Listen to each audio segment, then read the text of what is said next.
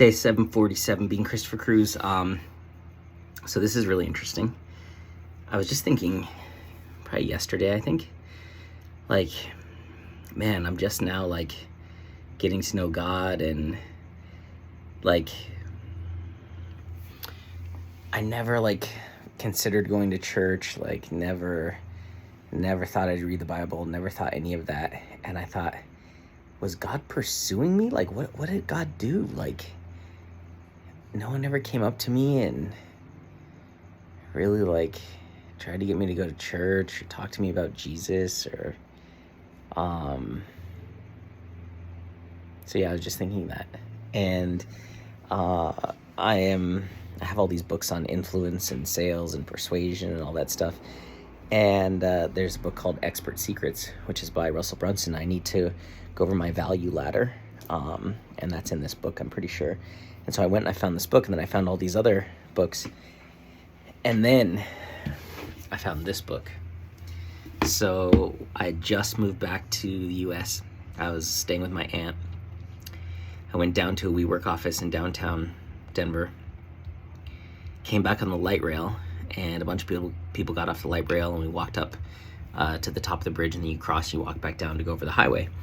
And there were like 3 or 4 people walking in front of me, and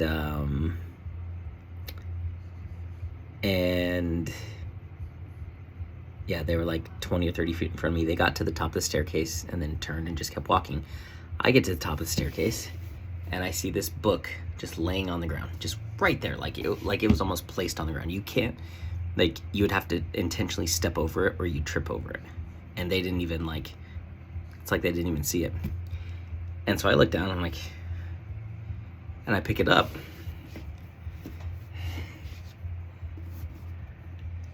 The Purpose-Driven Life. You know, I'm a purpose coach now. I wasn't then. I didn't know a lot about purpose then. Purpose wasn't my thing then. And I remember I opened it and I was like, okay, the universe put this book in front of me for a reason.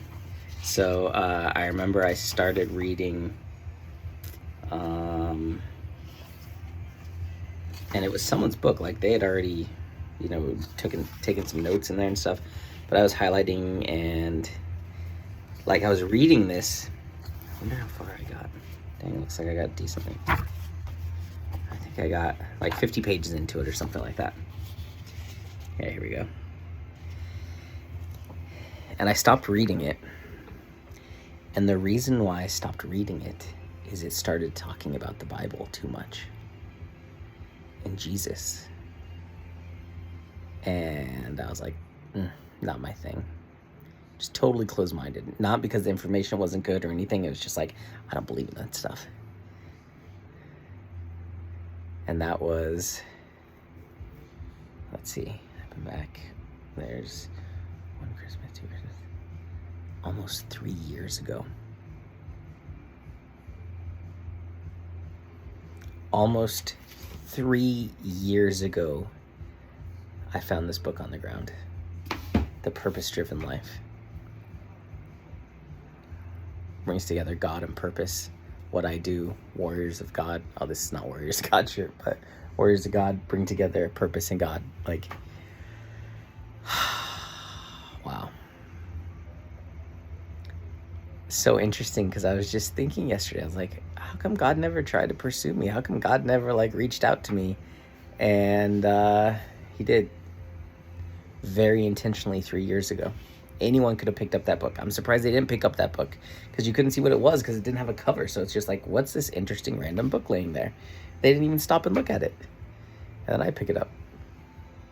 And it's The Purpose-Driven Life. And I am a purpose coach, and I'm going to be the purpose guy for believers.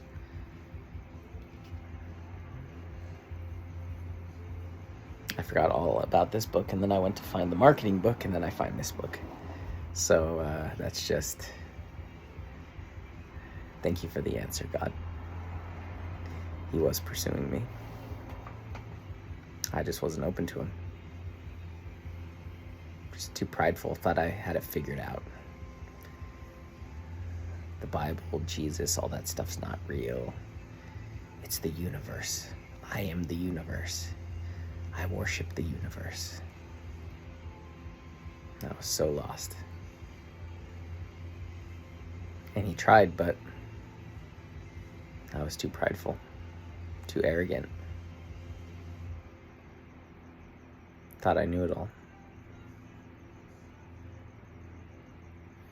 Just think what my life would look like today if I had found Jesus 3 years ago. But I don't regret it because I love the journey that I've been on. It's been crazy. I'm just listening to a playlist that I created for when I was driving out here to LA to move. And the first song on there, I'm just listening to it, and it gives me the exact memory of I'm driving into LA on New Year's Eve. The sun is setting over the ocean. It looks gorgeous. I'm just like, oh my God, I'm in LA. I have no idea what to expect. I don't know why the F I'm even coming out here, just following my heart. I'd been out there 10 days before seeing Araceli, and I was like, you know what, I'm gonna move out here. Found a place to live, a co-living space, and then came back 5 days later, packed my stuff and drove out. And so I was listening to that song, and I'm like, wow, it's really interesting that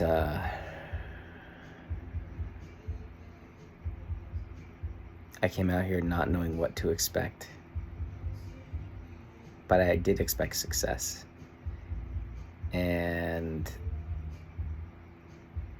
But I was such a kid back then. Like, I was just such a kid.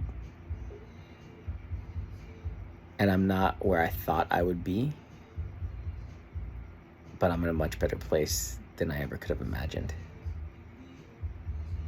So, you know, when I first heard that song, I'm looking back and I'm like, man, Chris, you could have done so much over the last 2 years. And then I realized I have done so much in the last 2 years. And because of all the stuff I've done the last 2 years, the next 2 years are going to be phenomenal. So, yeah. Just cool. Really cool. Thank you, God, for pursuing me. And I am sorry that I was too prideful to follow you.